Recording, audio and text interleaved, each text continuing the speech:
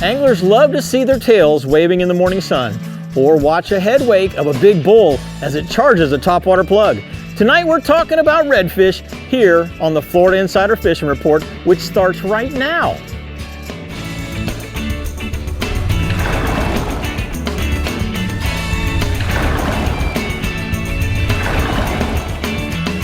Welcome to the Florida Insider Fishing Report, presented by Yamaha. Welcome back to the Florida Insider Fishing Report, and as you can see, this is not Captain Rick Murphy standing beside me, but our very own Rio Western Central East Region, Captain Jim Ross, filling in for Rick. Jim, welcome back to the show, and honestly, I can't believe Rick isn't here for his beloved species, but you and I are going to hold down the fort. We will do it. We will make it happen. We're going to make it happen. He's off making films, and we're going to do this. He is. We're going to be good. We're going to be good. All right, well, we've got our trusty Dave Farrell over there at the CCA workbench to check in with before we move into our first region. So Trusty? Dave, I don't know. you're trusty. I am. You're always here for us. I've been called untrustworthy. You are trustworthy, and you know what? It's redfish today. You got to make Rick proud. Yep, we're going to be talking a lot about redfish, both on the flats and in the deep water, and where Jim likes to catch them. So we're going to pick Jim's brain because he catches a lot of redfish. That he does. All right, first up this week is the Discover Crystal River Northwest region, and we're seeing red with Captain Jeff Hageman. So Jeff, let us in on the action. Redfish are strong throughout my entire region, throughout the entire year. They tend to school up really good in spring and fall in large numbers. They can be found on grass flats, oyster bars, shell bars, docks, passes, and even offshore. They can be caught on spoons, flies, jigs, live bait, dead bait, topwater plugs. The beginning of the incoming tide is a great time to look for tailing fish. As the tide gets higher and the fish get a little less spooky, you can catch them a little easier on that higher water. That makes them feel a whole lot more comfortable. A trolling motor, even on its lowest setting, can spook a redfish. So you want to approach on your lowest setting and get as stealthy approach as you can. When you're fishing schooling fish, long casts, throw the baits directly into them, can spook them. So you want to throw kind of on the outside skirts of the redfish and let them work to the bait, or work it down the sides of the bait if they're not moving. If you're using dead baits, pitch them out away from them, let them come to them. They'll get that scent, and they'll come in and pick up your bait. And they'll be a little less spooky, and you can pick a whole lot more out of that school before it gets pushed. Our schooling fish average anywhere from the 27 to 34 inch mark, and those big breeder redfish can be caught off the beaches on the hard bottom, usually when the kingfish show up, and that anywhere from 69 to 74 degree water temp when we have that on the beach is usually when we get our big breeders, and they'll average anywhere up from 20 to 30 pounds. Staying inshore, snook in the lower half of the region has been really good right now on the beaches and passes, spoil islands, barrier islands, and points, and mangrove shorelines with good current flow of where most of our fish are going to be concentrated. Pinfish, sardines, pigfish are all great baits. White bait is a great bait for snook fishing. As far as artificials go, jerk baits and the turbo shad, swimming plugs work really good. Topwater plugs work really good. Our fish right now are averaging anywhere from 25 to 40 inches and being caught quite regularly right now. And then moving offshore, Captain Rob Davenport of Big Nasty Charters reports a good red grouper bite right now. The red grouper bite's been good in anywhere from 150 to 170 feet of water. You're using bottom rig with 60 to 80 pound fluorocarbon leader, a 6 to 8 trocar circle hook, 8 to 10 ounces of lead. Threadfin herrings tipped with squid have been the bait of choice, and live baits are working really well also. And I've got a photo here of a nice red grouper. Ooh. Recent trip. You know, they call those garbage cans, but they're not bad to eat at all. Oh, please. Call them fire trucks when they get really big. Tell us about the gags. Captain Rob Davenport of Big Nasty Charters also reports a good gag grouper bite right now. Early morning and later afternoon's been the best time and been the best bite. He's been catching them right now in 200 to 250 feet of water, and typically find them on hard bottom ledges. 100 pound fluorocarbon leader with 10 ounces of lead and an 8 10-aught trocar hook. Dead or live bait are both working really well, and I've got a picture of Captain Crystal aboard Big Nasty with a beautiful gag grouper. That's a great picture right there. Wow, that is an awesome photo. picture. Well, thanks for the report, Jeff. Way to lead us off, and we're going to take the hot spots from here. Here are the Azello Keys Marina hotspots for the Northwest region. Captain Jeff says you want to go inshore, look for the snook along the beaches and passes and use free-line sardines for bait. And then offshore, red grouper, hopefully a fire truck or two. They seem to be everywhere from about 75 to 130 feet of water. Look for them over any flat or live rock bottom right now and you will find them. Azello Keys Marina crew. What a crew. That's a crew Love there. Those people. Captain we were just Gary and the scalloping with guys. them, Oh had man, their shirt on. so much fun. Such a great time. All right, well, let's move into our ALTA Equipment Northeast region and chat with our captain, Tommy Derringer, who knows redfish upside, down, ways, and backwards. Right, Tommy? Yeah, I guess so. Brie, Sure. I fished with them a whole lot, and I've had you up here. You've caught some nice redfish with me before. Oh, yeah. You know, redfish are so much fun, and like you just said, and I was saying, we pretty much fish for them just about every single day. And when you fish for them that much, you know, you get a good idea of what they like to do, and they like to chew. So that's why redfish are so fun. You can catch a lot of them. Now, we catch them year-round here, not just in the backcountry flats and creeks, but along the jetties, off the piers. We catch them from the beach, on the nearshore wrecks, and really just about anywhere there's some salty water. And one great thing about redfish is anglers from the pro level, like Brie and Rick and everybody there in the show, all the way down to a kid who's never fished before, they can really enjoy catching those things. Now, once you catch one, I can promise you, you're going to be hooked on catching the redfish. The creek fishing right now throughout the entire region has been great on that outgoing tide. Now, all you need is a very simple rig, a live shrimp or a mud minnow pinned to a 1/4 ounce jig head, fish right along the bottom. You're going to fish that rig in the deeper creek holes at low tide, and you're going to find some hungry redfish. Now, also on that low tide, redfish have been backing or tailing up in the skinny stuff up on the flats and on the edges of the ICW. They're looking for these small shrimp, small mullet, and mud minnows, especially when we have the tide that we have this week and the early morning low tide. That water is still going to be relatively cool, and the fish are going to be very active. Now, my favorite lure to sight fish those skinny water redfish is one I talk about frequently. It's the Saltwater Assassin Elite Shiner. I like to pair that up with a lightweight weedless hook. And you can make a presentation with that setup. It makes very little splash. And you know what? That's really important because you don't want to spook the fish. Now, we also have a fantastic bull red fishery in our region, especially up in Jacksonville and the St. Johns River. Those big bulls are going to start to show up soon, and they're going to hang around throughout the late summer months and into the fall. And just remember to handle those big fish with care. Make sure they swim away nice and healthy. And I've got a picture here. This is our buddy from Maverick Boat Group, Kent Krebeck, with a nice redfish that he sight fished with me in St. Augustine. Kent is one of those pro level anglers I was talking about earlier as well.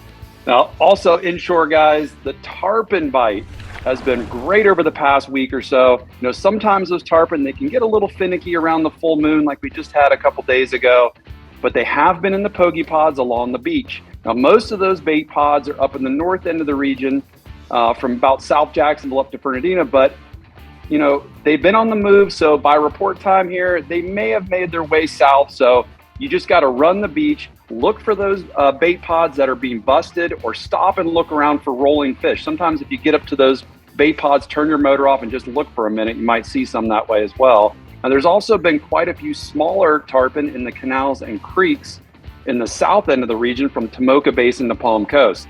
The best live baits for those small to medium tarpons have been big live shrimp or finger mullet, either free-lined or under a cork.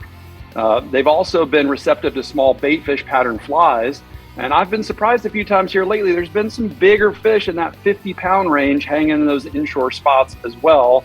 And speaking of bigger tarpon, I've got another picture here. Zach Yarbrough sent me this epic picture of his big tarpon he caught off Jack's Beach and decided to go for a swim with. And if you know Zach, he's the most stoked dude ever. And that you could tell by that picture, definitely shows his personality. You know, Tommy, you can tell that's a Northeast Florida picture and not a Boca Grande picture, because we don't do that in Boca Grande. That's right. Yeah, you're right, Jeff. He might be making that same face in Boca Grande. Right. What do you got going on offshore for us, Tommy? You know, hey, Jim, we've had a successful, albeit bumpy, red snapper weekend. There was plenty of fish caught, despite the ocean being pretty darn rough. You know, this week with the full moon, the mangrove snapper are going to be in spawn mode. You know, typically you're going to see them from about 100 foot and out, although a little deeper is usually better for some bigger fish. Now, chumming with chunk sardines, pogies, cigar minnows, or really whatever you've got is going to help get those fish up in the column and hopefully right behind the boat. You're going to want to downsize your gear a little bit. Use something like a 30-pound fluorocarbon leader and a smaller 3/0 eagle claw circle hook. Just free line a piece of bait back with the chum while trying to make it look just like those other pieces that you've been tossing back in there. You know, the snappers, they're going to average about 6 to 8 pounds, but we get some really big ones mixed in there up to even 12, 13, 14 pounds. Now also offshore, and lastly, just a quick kingfish report. I spoke to Dito Nelson, who just won the Ancient City Game Fish Association Kingfish Tournament last weekend. Now, Dito said the bite was a little slow, but there was quite a few fish being caught both along the beach and offshore. Now, Dito was trolling a blue runner offshore in about 120 foot to catch that 36-pound winning fish. You know, with the full moon this week, there should be some bigger fish moving in close to the beach and the inlet rips. And I've got one last picture here. This is Dito Nelson along with Joe Roberts, Joe Sugargart, and the rest of their crew with their winning fish and their big checks. And congratulations to those guys. That's an awesome win. Fun stuff, fun stuff. Well, thanks, Tommy. Appreciate the report. Always something going on in Tommy's region. Y'all need to give Tommy a call. But I'm going to take his hot spots from here. The strike zone hot spots for the Northeast region are along the inshore waters. You want to look for tarpon on the beach. They're in the pogie pods from Fernandina to South Jacksonville. Look for those fish that are busting and rolling to find where those most active bite is going to be. And then offshore, mangrove and mutton snapper in 120 feet of water or more. Chum them up with some chunk sardines and pogies. And like Tommy said, downsize your gear because they have really good eyesight and you can catch some really, really big snapper this weekend, especially on this moon we've got. Moon, yeah, he's talking about, yeah. All right, well, the STARTRON Central West region is showing off the Reds next, but first we're getting a little how-to for Academy Sports and Outdoors rigs and techniques at the CCA workbench with Dave Farrell. Dave, are you ready for the Red? Here's that little bait that Tommy was talking about. Mm-hmm. It's a very nice weedless presentation. Very stealthy. Nice. Falls in nice and quiet. Perfect. We'll be back.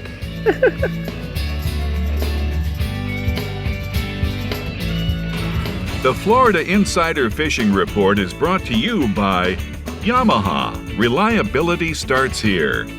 Sirius XM Marine. Weather, fish mapping, entertainment. Academy Sports and Outdoors. Have fun out there. Real Legends. Everything you need to live life local. Penn. Let the battle begin. Casa Vieja Lodge. 5-star angling in beautiful Guatemala. Stiffy. Innovators in shallow water performance. And Daiquiri Deck. Food, drinks, friends.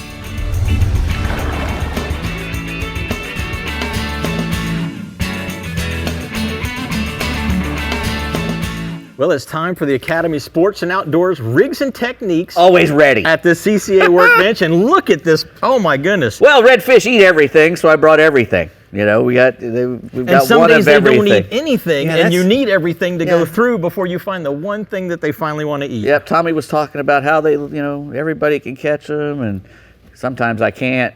Sometimes I'm trying really hard. You and I have spent enough days on the Mesquite can't. Lagoon that we've watched the redfish just go, nope, ain't happening today. Yep. Yeah.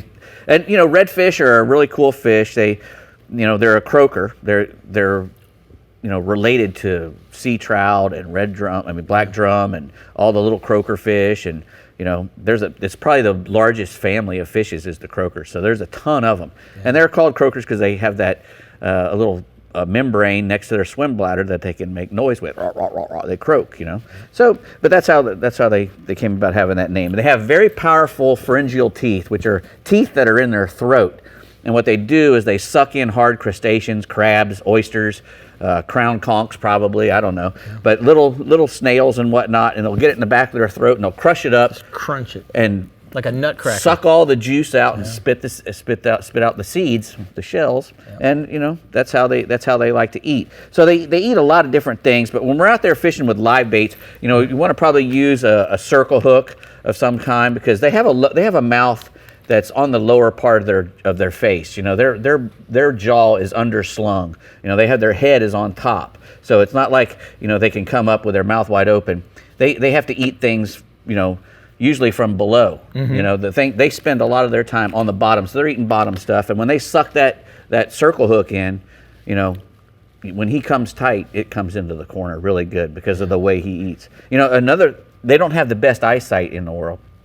So, you know, a lot of times we like to fish for them with topwater plugs and whatnot, and you miss a lot of redfish when they try to eat a topwater plug because, like I said, their mouth is underneath and they don't have the best eyesight. So when they come up to eat stuff, their head is pushing a huge bow wave usually, Right. and a lot of times they'll push a topwater plug out of the way. So I like to use a smaller, lower profile topwater plug. A lot of times you might not get as many bites in dirty water. Sometimes they might not be able to see it as good. Well, here's the one thing that I've found about redfish, Dave. You know, especially our fish in the East Coast, they see a lot of pressure. Yes, they do. They're very attuned to what's going on around them, even though they can't see, but they do listen.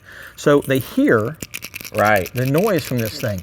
Now, what I've found with redfish is that if you're working your lure, and these things have super sharp hooks. Yes, if you're they do. working your lure, and you want that redfish is coming up behind it, like you say, he's got this bow wake, this head wake, and he'll push the bait out of the way as he's trying to attack it. Right. So what we try to do is you keep that lure moving and you wait until you feel tension. Right. Just keep working the lure, working the lure.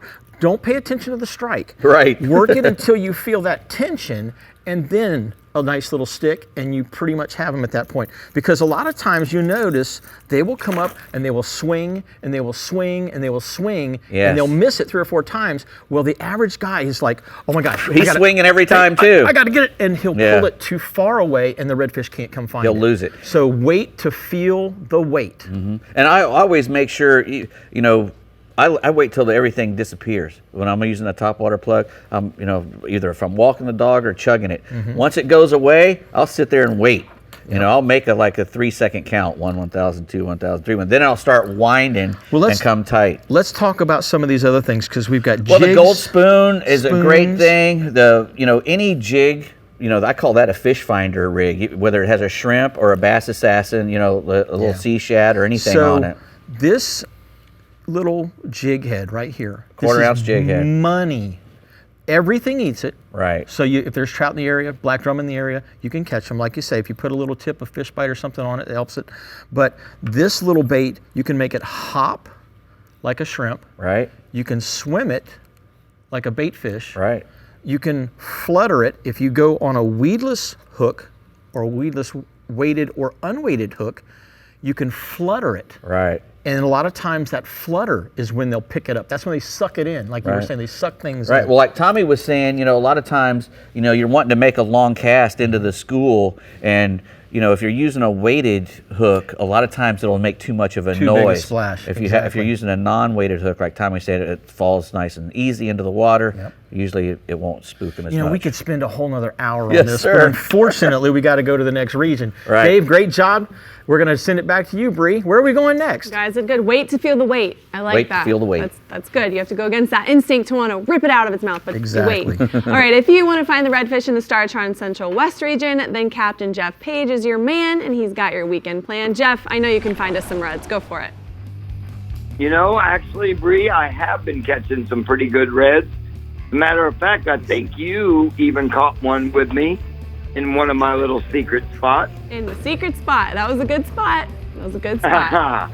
You know, right now, this time of year, you guys, you're going to find them up in pockets like we were in that day, Brie, with mangroves and oyster bars and lots of mullet. And that's going to be on your higher stages of the tide. As we get into September, October, even November, look for the redfish to school up and get out on the flats more, out in the open, where there might be 100 fish, 200 fish in a school, kind of pushing water like Dave was talking about. And that's probably the most funnest time to throw topwater plugs or even live bait under a cork. As we get into the winter, they'll push back into the back estuaries and bays and even residential canals, where one time we filmed the Sportsman Adventures a couple years ago, and we were in residential canals and back bays. The water temperature was 49 and the air was in the 20s, and we were catching redfish. Some of the good live bait, of course, I mentioned pilchards, pinfish, grunts, and shrimp and even crabs. I know guys that fish a lot with crabs broken in half on the bottom, and all those other baits that I just named, you can put a split shot on that'll keep them on the bottom, or you can cork them to keep them out of the grass, especially your pinfish and your pilchards. Some of the best lures to use, 1/4 ounce gold spoon is probably the best, but some of the hard baits, like surface plugs like the Jaywalker from Berkeley works real well, or the stick shad from Berkeley, which is a semi-surface. In other words, it floats on top, but it goes below the surface. And then in a soft plastic, I like pearl white or golden brim on a 1/4 ounce jig head, like you said, Jimmy. I got a couple photos tonight. The first one of Dylan McDonald, all grown up with a nice redfish. Oof. The second of Kyle Novak with a nice redfish he got with me actually out in the Gulf. I was gonna say, those things are healthy. They've got a lot of girth to them right now. Yes, they are, and that's all within the last few weeks. Staying inshore, speckled trout. You know I'm just a trout fisherman, and right now the trout fishing, thanks to all the small bait that has moved into the bay, all the small hatch bait, you find the hatch bait up on top of the flat in that 4 to 5 foot deep grass, you're going to catch some good trout. On the west side of Lemon Bay, they've been having good trout bite on the higher stages of the tide, as well as on the flats out in front of Bull and Turtle Bay. And then when you get up my way, the grass flats between Sisters Key and Long Bar on the incoming tide have been real productive. Pilchard under a cork, but you can always throw the Chrome 120 Jaywalker, and you'll get a big one. Come up and blow that. I've got a really cool trout picture of some happy clients with their limit of trout they caught with Captain Gary Tuna Breath Huffman out of Bradenton. All hands on deck. Good group. Right. Lots of spots Red there. snapper, Tell us about the offshore stuff, You know, Jeff. the red snapper's been nothing but a success this year, the season, and probably the number one reason is the weather's been really good to where even bay boats can get out to the snappers. And they've been anywhere from 90 feet to 150 feet, and it's good to go out there with a mixture of live bait as well as some frozen sardines, ledges, and smaller areas of hard bottom. Got a really nice red snapper photo of 3 happy clients back at the dock with Captain Tim No of Gulf Coast Offshore Ventures. Dang. And my last species gag grouper. Same game, 110 to 150, springs, ledges, hard bottom. Captain Bo Johnson, Kalen Olander down south, all been saying the same reports. Up north, Jason Stock and Tim No. And again, the bigger fish you're going to get on live bait. My last photo tonight is, I think, a day earlier with Captain Tim No with a nice snapper and a big gag grouper. Hey, Jeff, you know, when you're trying to target the snapper, do you go with a different bait than you do with the grouper, or do you just put it all down there and just whatever bite bites? Well, I'm no expert on that offshore game, but the times I've gone, pretty much whatever's around that bait that goes down is going to get bit. But those smaller snapper, you're going to want to downsize your bait. But those big American reds, they'll eat a big pinfish just like a big gag will. Great stuff there, Jeff. Thanks for the report. I'm going to take your daiquiri deck hotspots for the Central West region from here. Inshore, Jeff says snook in the nighttime bite is really good around New Pass and Longboat Pass bridges and docks, and live baits like silver mullet or ladyfish have been really strong. Offshore, the red snapper are really good right now in 110 to 140 feet of water, wherever there's ledges and hard bottom. So that's the key, is you got to find the structure, Brie, because the snapper don't like the sand. Right. And really good is definitely an understatement. Those photos were amazing. Those are amazing. Okay, now for some CCA info. Did you know that catching a tagged redfish could win you some amazing prizes in the West Marine CCA Florida Star competition presented by Yamaha? Yep, that's right. Even though Pathfinder 2200 TRS with Yamaha motor, trolling motor, and electronics has been won, yay, thank goodness for that, there is still the Contender 22 Sport, Spider 19 FX Vapor, 2 youth boats, all powered by Yamaha, and $50,000 cash from ALTA Equipment Company. You just have to be registered in STAR and a CCA member. But you know what? It's not just tagged redfish or dolphin that win prizes. You catch any fish, any size, anywhere in the state of Florida, and you could win a share of $500,000 in prizes and scholarships. All you got to do is go to tcaflstar.com to learn more. There's so many ways to win. You don't even have So to many ways to fish win. and you can win. Right. Pick up a bucket of trash and you can still win. There you go. CCA is It's amazing. easy. All right, coming up, we're casting into the Casa Vieja Southwest and Real Legend Central East regions. Gonna be And we have a tasty shrimp scampi recipe from Michelle Bernstein we're sharing with you. So stay hooked and we will be right back.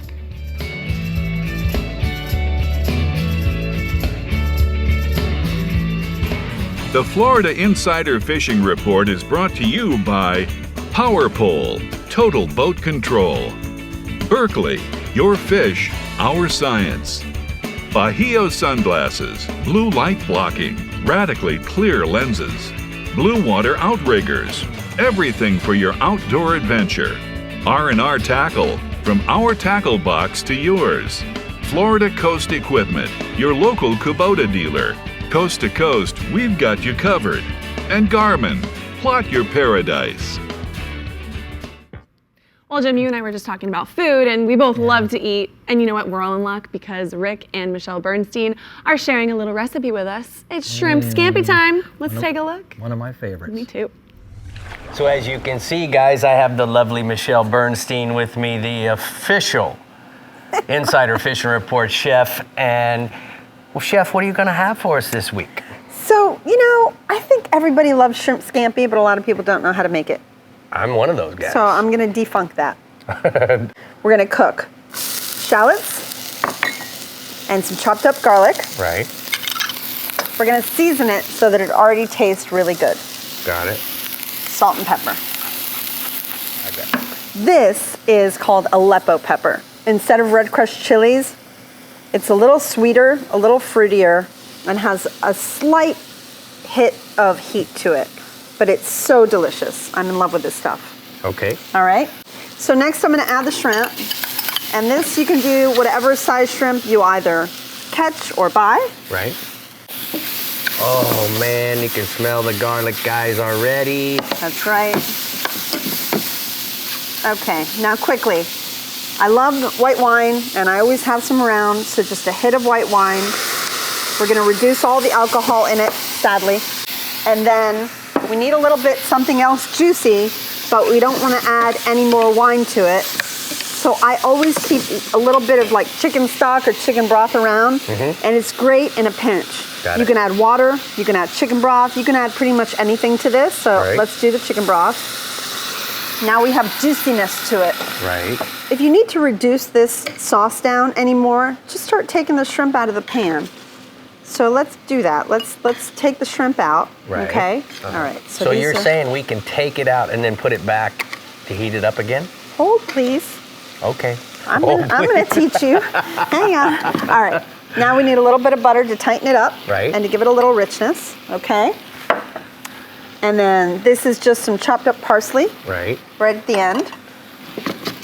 So we're gonna shake all that together. Shut my heat off. And there's our sauce. So Michelle, you know, while we're doing all this cooking, we can certainly, how do you feel about fish dips? One of my favorite things. Oh, is that Come on, right? I'm a Miami girl. I love smoked fish dip. So have you been able to taste what we're smoking fish dip? Never. All right, so let me tell you a little bit about these guys. Okay. They make wahoo, they make swordfish, and mahi dips. The cool part about it is they make their own crackers, and in your world, they're gluten-free. And you know I'm gluten-free. Yeah. So I which want you I love to that. try Okay. that for me. All right, I'm going to put some not so gluten-free crunchy breadcrumbs on that, so I'm not going to eat that at all. So that's going to be me. So and this is gonna yours. be I gave you a fork. Why don't you show that to camera before you dig in? Because that looks pretty look delicious. At how beautiful, and look at the juice in the bottom. I understood your Well, where do we go Oh, look. to find out more information about all these cooking recipes besides the Florida Insider Fishing Report website? So if you look up my name, Chef Michelle Bernstein, you'll find all kinds of stuff. We also have a couple restaurants, Cafe La Trova and La Cañita. And we got a bar called Sweet Liberty in South Beach. Oh. All right. I'm Googling It's So Good, and she's going to be on the homepage, This I is guarantee. delicious, by the way. I know you like that. I do like it. I'm going to I know have a some guy. more. I know a guy. I can help you You with got a that. guy? I got a guy too. Come on now. got a guy, and you got a guy. Rick only shows up when there's food. Look at that. Yeah, where's the cooking segment when I'm here? Come right? on now. I don't know, but that did sound really delicious. good. You can't hardly mess a shrimp up. I mean, you never know. I can. You got to try. You really got to try, because shrimp are delicious no matter what you put them in. Just about, they're delicious. Right. I'm gonna try the Aleppo pepper. I think so. That looked different. All right, well, we're getting our redfish facts straight over in the Casa VIEJA Southwest region, and Captain Ronnie Houston isn't fiddling around. Let's catch him up, Cap. Well, we're going to try to keep this brief when it comes to the redfish. Obviously, they can be caught throughout the whole region all year round. But the thing is, time on the water will help you become better at locating these fish, especially when it comes to tides and you want to try to break it down. I suggest starting at lower tides. Once you find them in groups or pairs, try to stay in the area and figure out what they do and where they go as the tide rises. But then also, if you find them on high, you want to do the same in reverse. Follow these fish out until you figure out where they go in low. That way you got an idea what these fish are doing while they're coming and going. Another suggestion is going to be the search baits are another way to locate them. Your top water walk the dog lures, gold and silver spoons, a variety of 4 to 5 inch paddle tails like the Bass Assassin Die Dappers, or simply using suspending baits. Another great way to find these fish are grass and potholes is always a great way to start, especially in areas combined with pilchards, pinfish, and roaming mullet. And one of the main things you're really going to need, you're always going to make sure you want to have a great pair of glasses. That way you can scan the water, possibly see tailors, look for wakes on your calmer days, or see fish below the surface. I got a couple pictures of fish that were just caught a couple days ago with me and a buddy of mine, going top water, walk the dog lures in low water. That's what's going right now. We have a local tournament this weekend for Sean Hurley. So if you're interested in fishing this tournament out of Naples, go to Sean Hurley Gun Fishing Foundation and get involved. Still on the inshore side, the snooks. The bite still remains strong throughout the whole region. There's a variety of ways to be catching them presently. Beaches and passes and higher stages of the tide. Also to the north, Fort Myers Beach to Charlotte Harbor, nighttime bridge spans and intercoastal docks and seawalls, especially on mid-tides, incoming or outgoing, as long as you have current. To the south, from Coon Key to Rabbit Key, your outer Gulf Islands and feeder creeks right now with the fresh water dumping out into the middle bays. Baits of choice are going to be top water walk the dog lures, gold and silver spoons, soft plastic artificial shrimp, and live pinfish, pilchards, and herring. Prime example of some snooks I just caught a couple days ago also, strictly using top water, walk the dog jaywalkers in the bone color. The offshore side is going to be the triple tails. Now this is a great time of year, especially with the moderate wind.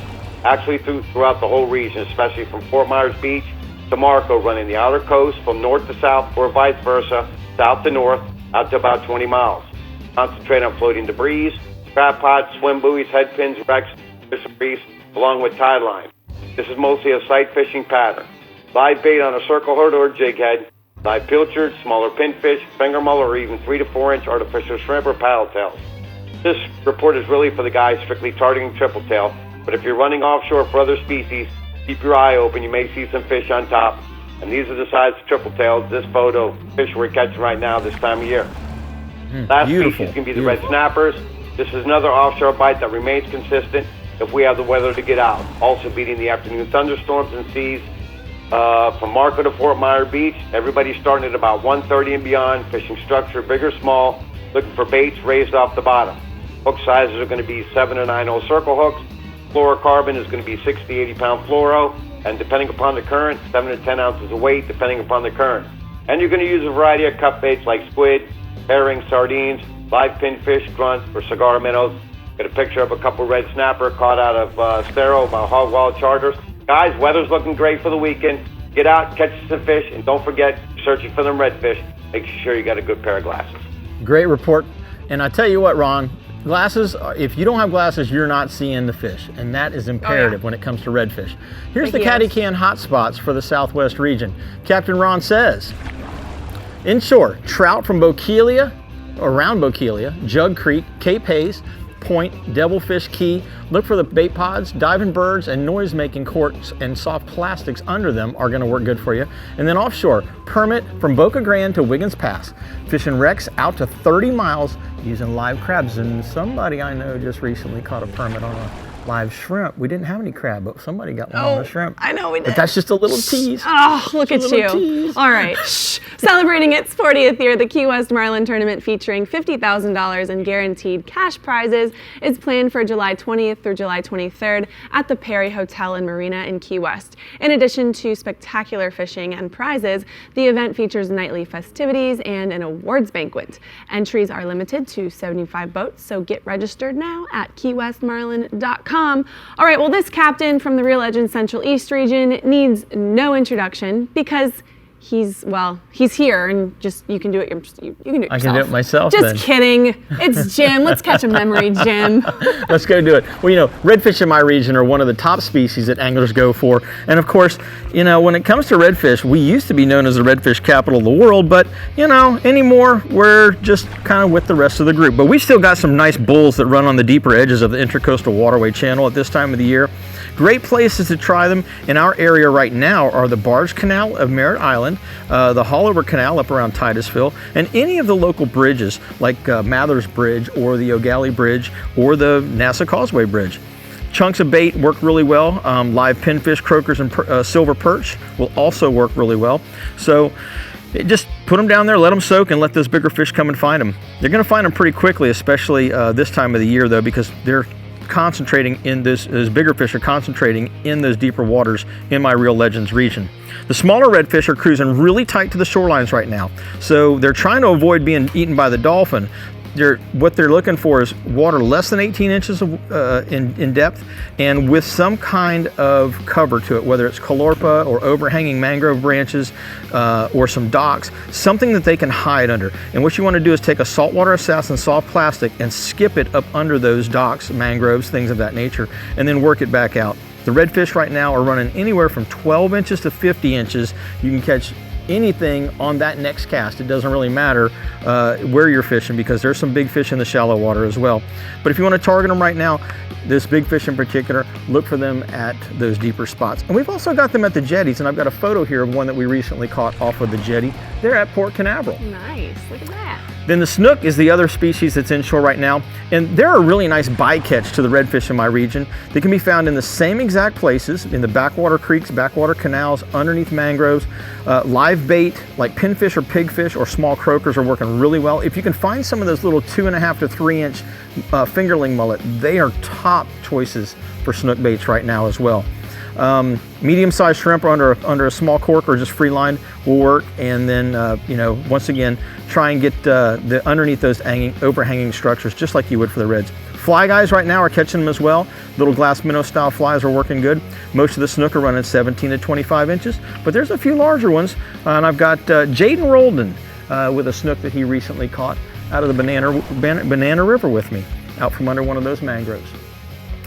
Offshore, amberjack, this time of the year right now, 200 to 250 foot is where you want to concentrate. Slow pitch jigs, speed jigs, live bait fish and grunts, pinfish, croakers are all really good live baits. Now on the slow pitch jigs, if the current's running, it's a little tough. So you're gonna have to go with something heavier like a speed jig. So don't try those if you got heavy current. And we did get some reports of some decent current.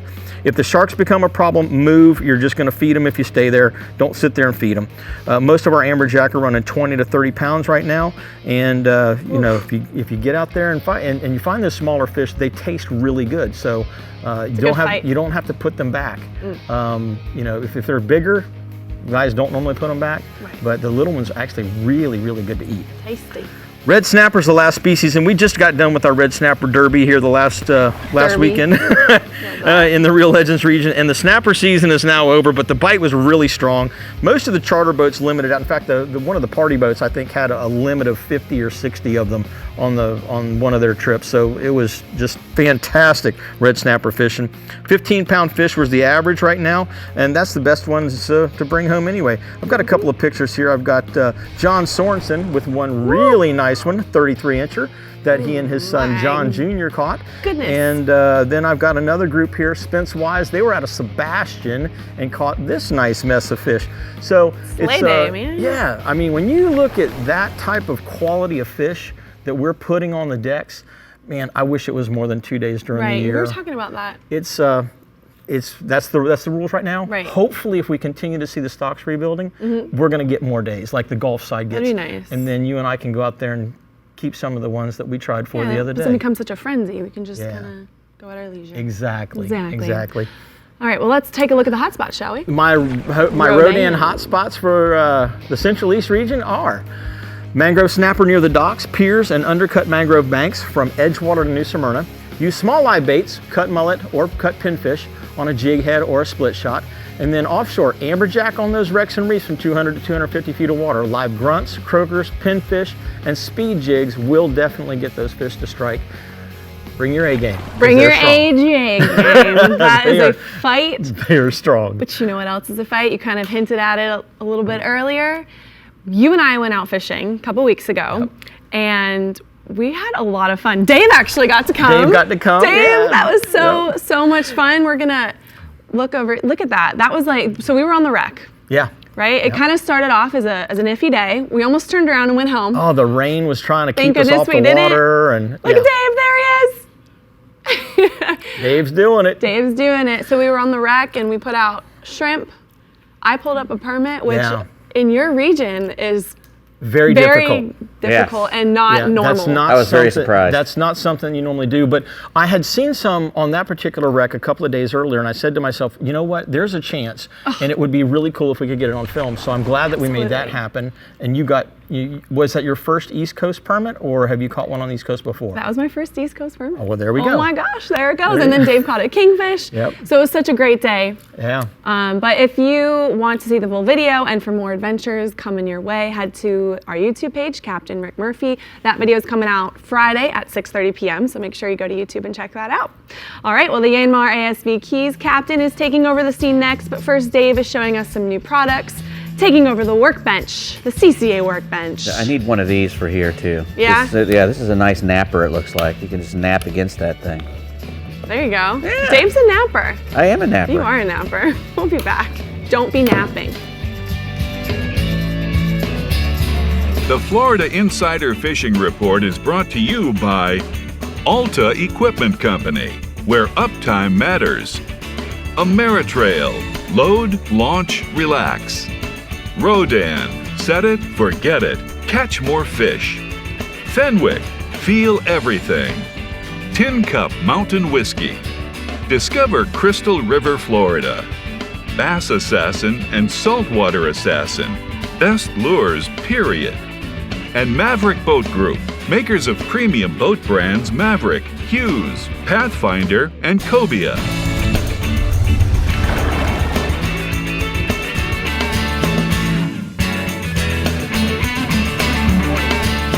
Well, we're here at the Taco Marine New Products segment at the CCA Workbench. Yes, sir. And Dave, I mean, short and sweet tonight, it looks like. We've got some good stuff here, though. They're small but mighty. Next, first off, we've got the Gill Expel Tech hoodie there. Gill makes great stuff. They have this plant-based coating, this Expel stuff that they put in the fabric, and it repels all the oil, the bloods, and all kind of gunk and mess. And water. It's really highly repellent stuff. It's really cool. 50 plus UV, lightweight, breathable fabric. It's got the nice little.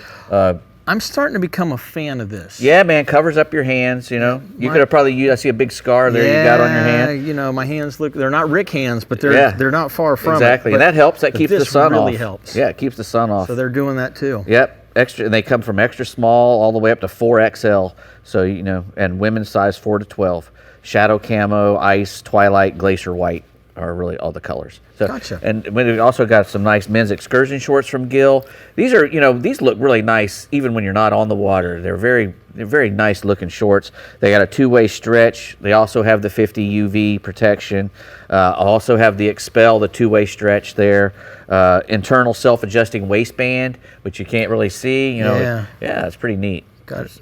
When you have a little belly, you stretch out with those things. You don't put as much tension on that poor front good button. enough you can wear this at church. Yeah, exactly. Gillfishing.com. This right here is something I really always cool to have that. Every manufacturer should put this on their shorts that is building shorts for fishermen, because by law in Florida you have to wear your kill switch lanyard. Right. And you attach it right there. And you need a place to attach it to. Yeah. Every company out there should do that. I'm glad that Gill is doing that. They should.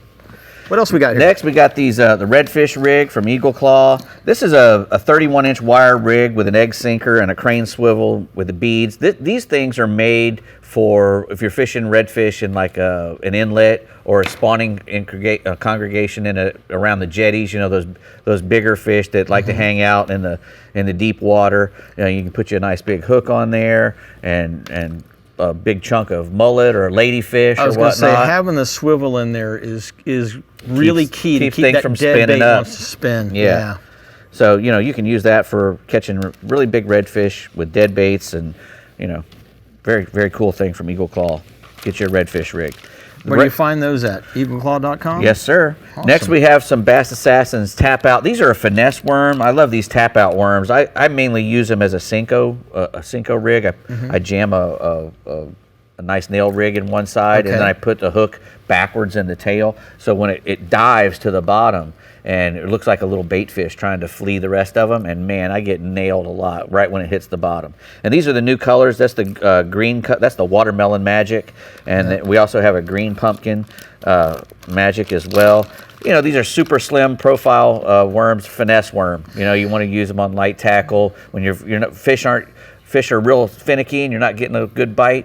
These really will sometimes bring them out. It doesn't look like much, but just the little tiny bulb on the end of here makes that tail wiggle like crazy. It does. And so it's subtle, but effective. Correct. That's a finesse is what it is. Next, and then your favorite thing. Yes, we got the Taco Marine Command 18.5-inch hinge.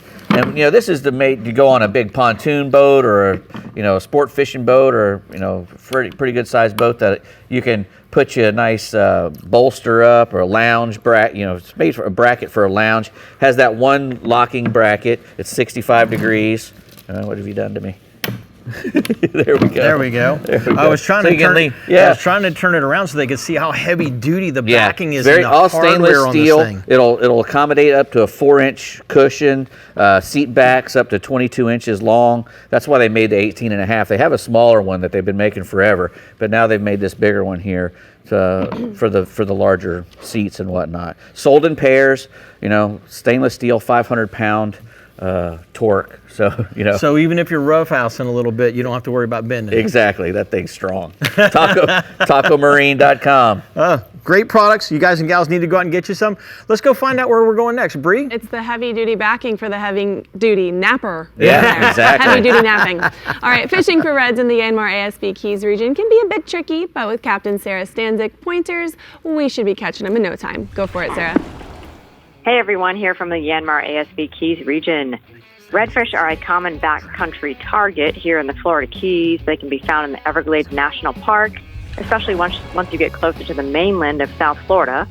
We do catch a handful of resident fish here in the Bay of the Upper Keys and Lower Keys and around the flats and on some of the mangrove channels, islands, that area. Many people also sight fish for them in the very shallow backcountry waters where they are known to tail, similar to a bonefish. So they feed in the grass with their, shallow water grass flats with their tails sticking out of the water, and you can see them and cast them that way. They are super skittish in this environment, though, so stealth is key. As for catching them, you can throw a soft plastic rigged in a weedless fashion, but of course a shrimp or other small bait fish on a jig head work well too. You'll also catch redfish in slightly deeper water. Typically in the many areas, you'll also find snook, like, near down tree limbs, mangrove roots, rocks. Fishing in a similar style as you would for snook will also catch redfish. So bait on a jig head or bare hooks with a split shot works great. 30-pound leader does the trick. Nothing fancy. Usually the redfish in these areas are greater in numbers in the fall and winter when things cool off a little bit. But we do get larger redfish occasionally out in the Gulf, also known as bull reds. And these fish can get up to 40 pounds out in the Gulf there. They get big, or even bigger. But they aren't found as frequently as the ones we catch in the Bay. Some anglers do get lucky, though, and catch them on those wrecks way out in the Gulf, so that's fun. Here's a picture of my friend Captain Scott Brown, just with his kids and wife down in Summerlin Key. It's a nice little redfish on their boat together. Family day. Oh, that's such a cute photo. Perfect. Love it. Yeah. Gotta love the kids. Well, let's go offshore. And you're still inshore. We got some more inshore reports. Bonefish have been around in decent numbers this summer. Many of them are on the smaller side, but we do like to see that. Those small fish are going to turn into the next generation of big fish.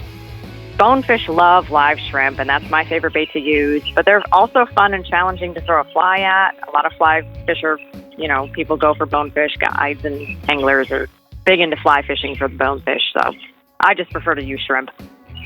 Your best bet for catching a bonefish either way in the Keys is hire a guide, because they know where these fish live, they know where they move around to, they know what bait to use, where to go, how to throw anything at them. So it'll be worth your money to hire a guide. They're one of my favorite fish to catch. You all know by now I talk about bonefish a lot. Here's a cool picture from my past. It's definitely a throwback, but take a look at the size of this fish. It was the fish of a lifetime for me. Probably like 13 to 14 pound range. Thing was huge. Biggest bonefish I ever caught. Right in Alamorada. Pointy-nosed amberjack. It's huge. Hope that's framed on your wall. Anyway, moving offshore, we got mahi right now, full swing. Summertime, it's July. They've been around in good numbers offshore. I heard today, not on this report, but today there was a 45-pound slammer caught right at Bud and Mary's Marina, so big fish around, which is nice. If you're going to go out and target mahi, you just want to head offshore, look for weed lines or debris floating, look for birds diving down on bait. Have a variety of your own bait ready, including live and cup bait options like dead squid or ballyhoo. If you do hook a mahi, leave it in the water by your boat. A lot of people will, pull the first mahi they catch, they pull it out of the boat. But a good tip is to leave that mahi just beside your boat, and a lot of times the rest of his friends at school will come up and kind of stay near him, and that way you can catch more. So that's a good tip.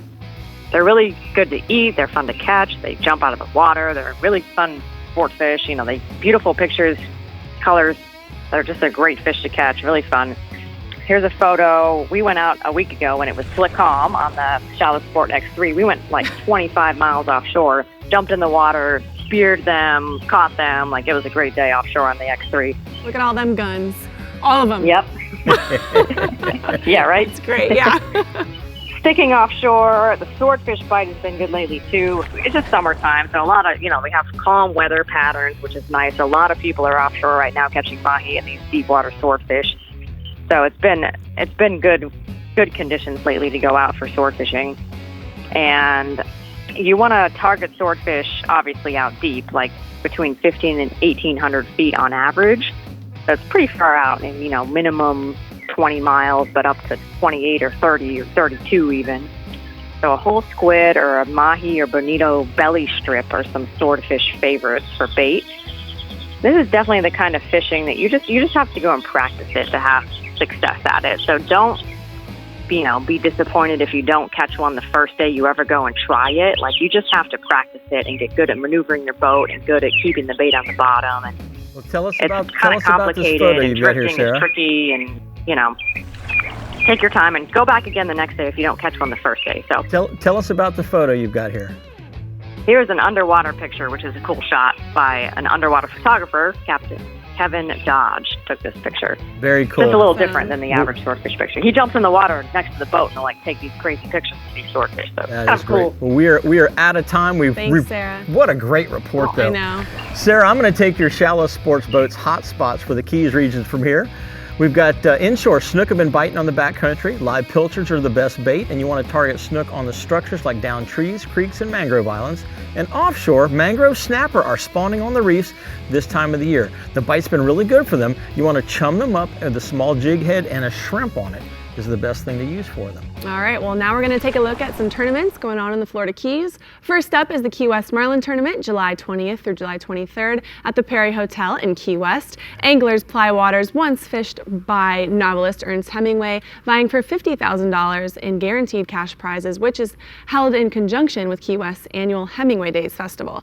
Next is the Key West Fishing Tournament through July 31st in Key West. Participating men, women, juniors, and peewees can still note their catches and qualify for a variety of prizes among over 50 species of fish from blue marlin to bonefish. Then we have the Slam Celebrities Tournament, September 9th through the 11th in Key West. In the first challenge in the annual Redbone Celebrity Tournament Series, anglers target tarpon, permit, and bonefish to achieve the coveted Flats Grand Slam. And finally, the Herman Lucerne Memorial Backcountry Fishing Championship, September 16th through the 18th in Islamorada. Anglers fish only in the boundaries of Everglades National Park, areas that Lucerne favored, to target tarpon, redfish, snook, snook, sea trout, snapper, bonefish, black drum, or bass. For more information, go to flakeys.com. The Garmin Panhandle and FISHBITES East regions are up next, so stay with us on the one and only Florida Insider Fishing Report. I'm having a great time with you, Jim. Breathe. We'll be back. Breathe. It's fine, got this. The Florida Insider Fishing Report is brought to you by STARTRON. Start, run, and store with STARTRON. CCA Florida, the voice of recreational anglers for over 35 years. Fenwick, feel everything. Strike Zone Fishing. Diamond Fishing Products, our reputation is on the line. Berkeley, your fish, our science. Murphy's Law Sport Fishing. Book your trip today at murphyslawsportfishing.com. And YANMAR ASV, a leader in compact equipment. Welcome back. We're headed straight into the Garmin Panhandle region with Captain Pat Deneen, where you better start taking notes on the when, the where, and the bait type if you want to catch that chunky red. Talk to us, Pat. Hey, Brie, red fishing in the Panhandle is probably best in the fall, but really it can be good year-round. Currently, slot fish are being caught throughout the bays, around residential docks, and on the flats. For dock fishing, live bait rules, especially small croakers, menhaden, and pilchards. And then depending on the depth of the dock, you want to fish your bait on a Carolina rig with 20-pound leaders and a circle hook, or under a cork. And then on the flats, lures seem to rule you can cover a lot of bottom by fan casting ahead as you flat. Gold spoons are excellent prospecting lures, as are swim baits and topwaters. And then additionally, the big bull redfish are being caught along the beaches and in the bays around the pogie schools or the bigger bridges. And I particularly like sight fishing them along the Gulf beaches. It's a lot of fun, visual game. You just want to find some stretches of the beach with a, very little swimming traffic, get away from the resorts and whatnot. And also, we've got a lot of June weed right now. So find some clean, some areas with clean water up close to the beach. It's going to make your life a whole lot better. There's a nice picture sent in from Captain Ken Carpenter of Game Changer out of Destin. And that's pretty typical of the bull redfish being caught off the beaches, sight fishing by trolling motoring or walking the beach. So, that's right there and handy for everybody. Staying inshore, last week the hot, calm conditions continued to be excellent for triple tail fishing. We have had a lot of rain the last couple of days, but it's going to pass through. Prior to this rainy weather we're having, the triple tail fishing has been awesome. In the bay, look for them around day markers, crab floats, etc. If you don't see them on the surface, you can often prospect a bait and find a fish below sight level. Outside the passes, look for them on tide lines, free swimming, or hanging out with anything free floating like a board, grass, or, like I say, some flotsam in the tide line. Live shrimp and peanut pogies are baits of choice. Put your bait 2 or 3 feet below a float. Use 30 to 40-pound leader and a quality 3 to 4-aught circle hook. The triple tails can range over 12 pounds, but most are in that 2 to 4 pound range, and they've been pretty numerous lately. Moving offshore, the daytime sword fishing has been really good. I spoke with Captain Todd of Fishhead Charters in Destin. They run a really nice Freeman catamaran, have been getting at least 1 sword a day on a regular basis, and more often than that, they're catching several swords a day. The daytime swording means deep dropping around the spur and the DeSoto Canyon. Look for some discrepancy on the bottom variation. Some places where there's humps or little channels or some type of bottom feature that's different than just flat bottom. Use a sacrificial weight to get your bait down, and then another weight up the leader a bit to keep tight to it. Big squid are probably the best known bait for sword fishing, but it seems a skirted bonita strip or a dolphin strip works better. When your bait is 1,500 feet from your rod tip, and you want it to be durable enough to survive a little abuse until you can get tight on the bite. So that's why those strip baits seem to work better. Swords are running up to and over 150 pounds. And Captain Todd sent me a nice photo of a daytime sword they caught this past week out of Destin. And there's some happy anglers and a lot of good. In fact, I ate some of that swordfish just the other night. It was really good. Beautiful. Nice marker. Finally, offshore, the bonus wahoo bites have been very numerous. And when I say a bonus bite, I mean wahoos that are being caught free lining a bait while bottom fishing, or wahoos that are being caught by trolling the lure between bottom spots. There's a lot of guys are coming in with that mixed bag of bottom fish and a wahoo. Live cigar minnows, herrings, thread fins, or blue runners are all great free line baits. Use wire and treble hooks on a stinger rig. When trolling, lip lures are the go-to bait for the slower speeds, tremblers for trolling medium speeds, and the jet heads for the higher speeds. purple and black, red and purple, all good color combinations. The wahoos are running up to and over 60 pounds, and many are being caught in depths as shallow as 80 feet. So, you don't have to be out there past the edge to run into a wahoo. In fact, there's a picture that Cooper Sodek of Birmingham. That's a 60-plus pound wahoo he caught with his dad, Jeremy, on a spinning rod by trolling the diving plug, between bottom spots off Destin. And Jeremy told me they were in 80, 85 feet of water. So they're out there. Man, he got that on a spinner? That's pretty impressive. Yeah, man. Yeah, Jeremy said it smoked that spinning rod pretty good. Man, I'll bet. Well, thanks, Pat. Here's the blue water hotspots for the Panhandle region. Captain Pat says the big redfish and jack crevalles are around pogie schools in the eastern Choctawhatchee Bay. And if you want to get offshore, do a little daytime sword fishing. Use dolphin or bonita belly strips because he says they're working better than the squid, and you want to fish in 1,200 to 1,500 feet of water. All right, well, this weekend, Saturday actually, you'll get a chance to meet Captain Rick Murphy at Blue Water Outriggers at 121 West Highway 98 in Port St. Joe, July 16th from 11 a.m. to 1:30. They're going to be doing seminars, so there might be some light bites and some giveaways, so it should be a fun time. Yeah. All right, well, the summertime red fish bite looks a lot like tailing at dawn and hugging shorelines at night in the Fish Bites East region, and only gets better as fall creeps up on us. So, Captain Mike Holliday, tell us more. Fall. Tell us about some fall.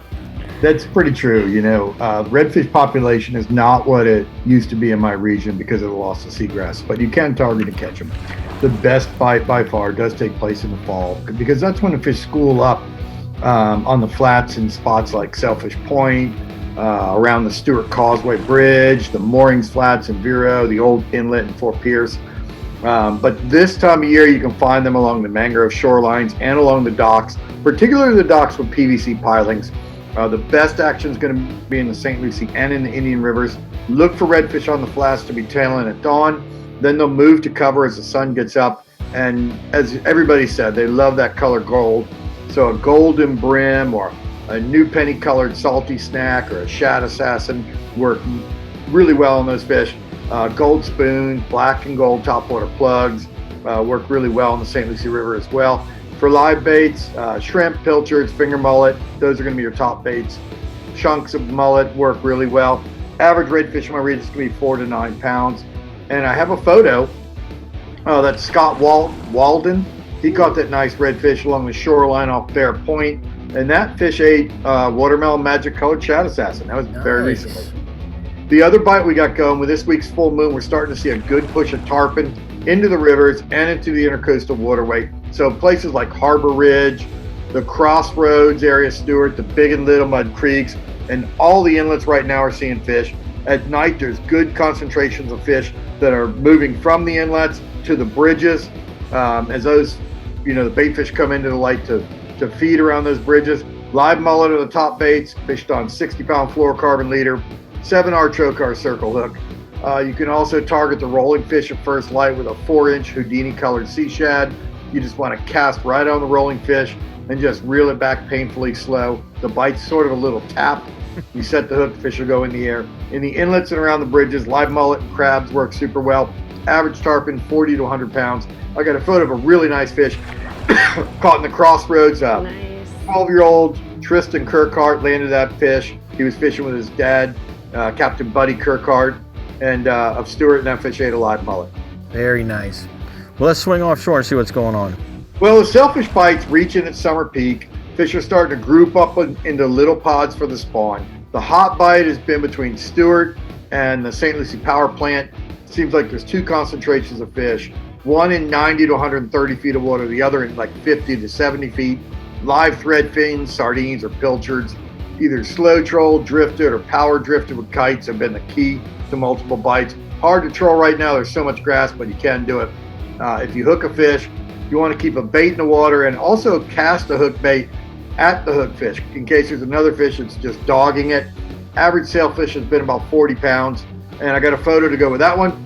That's one of 2 sails for Captain Ed Zayak at Jensen Beach. That fish ate a live threadfin. The other bite we got going is the kingfish bite, and it just keeps going and going and going. Off Palm Beach County, you can pick a bait school, or you can just drift a sardine along the edge of the reef in 90 to 150 feet of water, and you'll get a king bite. To the north, The sand pile, the 6 and 8 mile reefs, the offshore bar, the Vero Cove, all those areas are seeing fish right now. At dawn and in the afternoons, if you get in on the beach and find a bait school in 15 to 20 feet of water, the kings are on those as well. Now here's the downside to it all. Most of those fish are schoolies under 15 pounds. But because they're schoolies, you know, once you get into them, you can rack up some pretty good numbers, go to light tackle and have a lot of fun. Slow trawler drift to live Spanish sardine, or an R&R titanium wire rig, or a triple hook monofilament Palm Beach rig, and you'll do great. I got a photo as well. The charter boat Salty Days out of Stewart Deck, or out of Port St. Lucie, caught that nice smoker king on a live goggle eye they just had out on the flat line while drifting along. Very nice. Well, Mike, tell us about the bass this week. What's going on? Well, you know, the water temperatures on the Kissimmee Toho chain are at 89 degrees. That's pretty dang warm.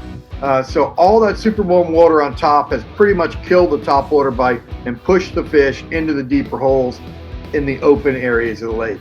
I was talking to Captain Steve Niemeyer of bassonline.com. He said you want to find the cleanest water you can around the hydrilla beds and look for open holes in the hydrilla that have shell or hard bottom. You'll mark that on your bottom machine.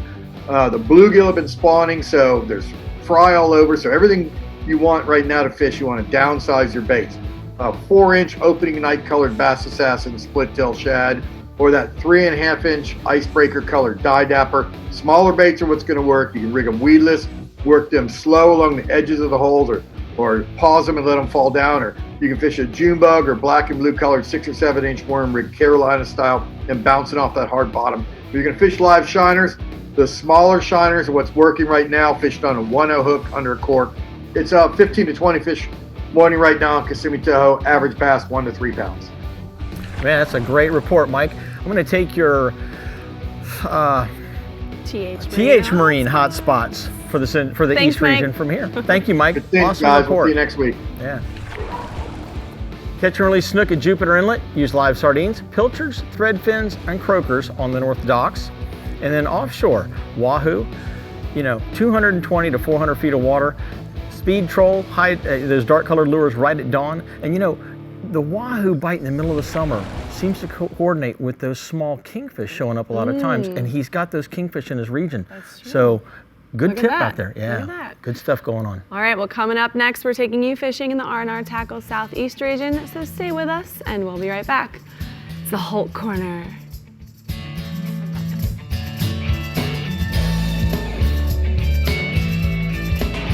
The Florida Insider Fishing Report is brought to you by Yamaha. Reliability starts here. Shallow Sport. Penn. Let the battle begin. The Florida Keys and Key West. Come as you are. The IGFA. Every fish, every water, every angler since 1939. Island Lures. Tournament Tackle. Sportsman's Adventures with Captain Rick Murphy. Fishing for adventure. And Taco Marine. Troll the edge.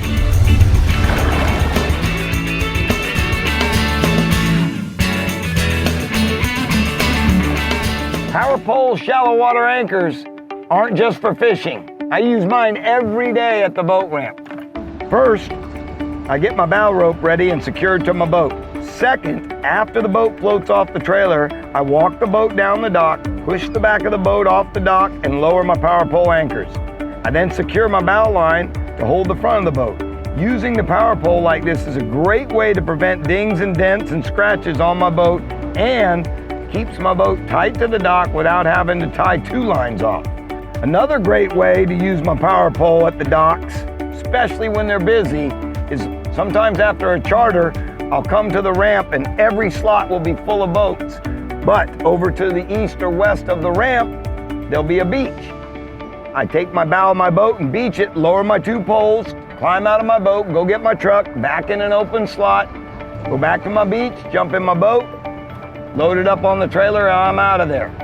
And that is the power pole tip. Power poles are awesome. All right, well, the redfish may not be the most exciting thing to target in the R&R Tackle Southeast region, but Captain Jimbo is on the line to get us excited about something else. So Jimbo, give us the good, the bad, and the in-between. You got it, Brie. Hello, Jim and Dave as well. You know, unfortunately, redfish are a rare catch anywhere here in the southeast region, and it's been quite a while since I've heard of any being seen or caught.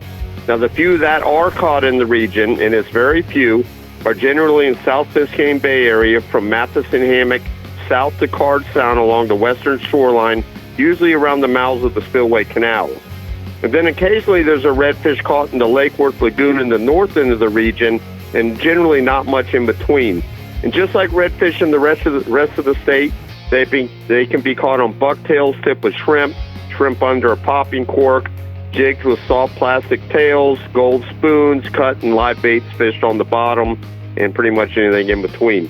And the few fish that we have ever caught in South Biscayne Bay were on live pilchards that we were fishing along the shoreline intended for snook. But what has been caught is an inshore mixed bag lately. There's been schools of small pilchards, herrings, and sardines and glass minnows coming down the beach, and some of these baits have come inside the inlets and also into the bays. Following these bait fish along the beaches have been bluefish, sorted jacks, barracudas, also small snook and tarpon. And as these baits have found their way inshore, they're being joined by sea trout and mangrove snapper. Now, the best baits along the beaches have been live pilchards, herrings, and small diving lures. And then inside the bays, a live bait fish under a popping cork, jig heads and gulp tails, and shallow diving lures have been working. And it doesn't matter if you're off the beach or in the bays, you first have to locate those baits. So look for the turns diving, and if it's calm, you can also look for the bait flipping on the surface and work your baits on the outskirts of those bait schools. Now, moving offshore, we've been catching dolphin fairly consistently in the past week. Most of the fish have been schoolies with a larger fish mixed in, occasionally at least. In the last couple of days, the fish have been anywhere from 500 to 1,500 feet of water, which is roughly 4 to 15 miles offshore. We've been finding them under birds, big patches of sargassum, and scattered weed lines. We have found some good pieces of floating debris that had fish, and then some others that looked really good that had no fish on them, so you just got to get lucky there. A few of the fish are being caught on the troll. We're using R&R tackle, mahi magnets, and when we find a school of fish, then we've been using small live baits, pilchards, cigar minnows, or cut bonita or ballyhoo. A lot of the fish have been on the short side, so we've been tagging and releasing those small ones. So if you happen to catch a dolphin that has a tag in it, jot down the location and the number, call the phone number that is on the tag, report that sucker so we get some info out of it. Now, I got a photo here. This is Alvin Goo with one of the bigger mahis that we've caught in the last week, roughly a 22-pounder. Very nice. And then, they're all nice. If they're legal, they're nice. But, it's also been good. The nighttime snapper fishing really remains excellent throughout the region, especially for mangroves. There's also been some muttons and yellowtails mixed in. The snapper have been hanging on the outside reef anywhere from 40 to 80 feet of water. And they're being caught on live or dead sardines and pilchards fish on the bottom. You want to use a knocker rig with a 30 to 50-pound leader, 1/0 to 4/0 hooks, and just enough weight to hold the bottom. Now, the Reward Party Boat out of Miami, they've been fishing along the outside reef line off government cut and having limit catches of mangroves for anywhere from 2 to 6 pounds. And most of the evenings, the fish have started to bite just after dark. Now, there have also been pilchards and goggle eyes coming up in the lights. They're catching those on the sabikis. They're putting them down for bait, back down for bait. And some of the larger fish have been on those fresh liveys. But the sharks are still eating a lot of those fish. A lot of predators out there. Now, I got another photo here. This is one of the many big mangroves that the Reward Party Boat has been catching off Miami in the last week. So they've got a lot of nice fish out there. But I tell you what, Jimbo, that was a fantastic report and a fantastic looking fish. Mangrove snapper this month are one you guys and gals get a chance to get out there, you definitely want to target them. Absolutely. Thanks, Jimbo. I'm going to take your what are we smoking fish dip hot spots from the Southeast region. You had way too much fun saying that. I'm sorry. Go ahead. Inshore. Inshore. Look for the bait on the grass flats of Biscayne Bay and catch a variety of species on small live and artificial baits. And then offshore, beat the heat with some summertime, nighttime snapper fishing in that 40 to 80 foot reef. on that outside reef, not the little patch stuff inside. Get out there where those spawners are on that outside reef and Beyond get those the big reef. ones like that. Yes, exactly. That'd be fun. All right, well, there you have it. We've come to the end of the line and hope you're ready to get out there and catch, but don't leave us just yet. We're telling you what we'll be fishing for next week, only on the Florida Insider Fishing Report. They've been showing some nice photos of what we're catching next week, so we're right on target. We'll be right back. All right, well, next week we're talking mangrove snapper. A delicious Told ya. little guy. They're out there beyond the reef, like Just we talked just like about. Jimbo Just said, like Jimbo just beyond said. the reef. All right, gentlemen, well, this has been a great show. I think Rick's going to be very proud of our redfish chatter. Yeah. What do you think? I hope so. I don't think I put anything bad in there. I don't think so. Hopefully we either. did him proud. I think we did. I think we did. We did miss him, but we have more to talk about next week. All of us three will be on the Captain Rick Murphy YouTube channel Friday at 6:30. Make sure you check it out. We'll be catching some stuff in his region. We'll see you next week. Thanks for tuning in.